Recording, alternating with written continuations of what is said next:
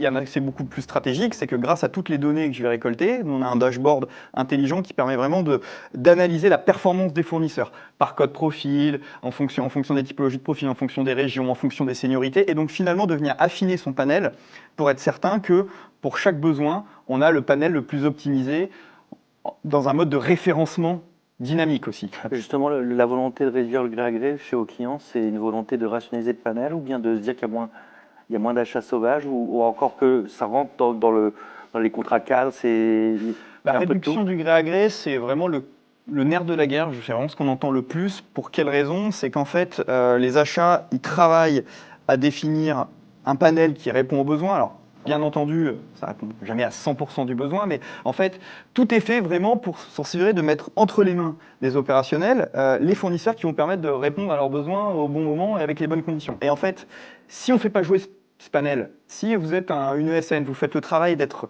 référencé, vous respectez vos contrats cadres, vous négociez, et à la fin vous ne recevez pas vos appels d'offres parce que finalement celui d'à côté a une meilleure relation X ou Y, ben en fait vous venez casser finalement toute à la fois la stratégie qu'il y a et aussi également la relation entre les fournisseurs et la société. Donc vraiment le gré à gré, on sent vraiment que c'est le sujet que veulent tacler la plupart de nos clients. Et on est assez surpris de voir le taux assez faible au départ de mise en concurrence quand on déploie le VMS pour la première fois, parce qu'on démarre avec des régulations de mission pour un peu se rendre compte du panorama. On se rend compte qu'il y a un taux de gré à gré assez fort, et puis il baisse très rapidement. L'objectif, c'est pas non plus de mettre tout le monde en concurrence et de mettre 200 fournisseurs à chaque besoin, mais c'est de s'assurer que pour chaque besoin, vraiment, on ait identifié ceux qui étaient le plus à même de répondre et qui sont sollicités, et que tout le monde puisse jouer le jeu et qu'on sélectionne sur les critères de ce moment-là. Un fournisseur peut être performant à l'instant T, et un mois après, c'en est un autre qui a la bonne ressource au bon moment. C'est ça, on est sur des ressources d'ailleurs qui sont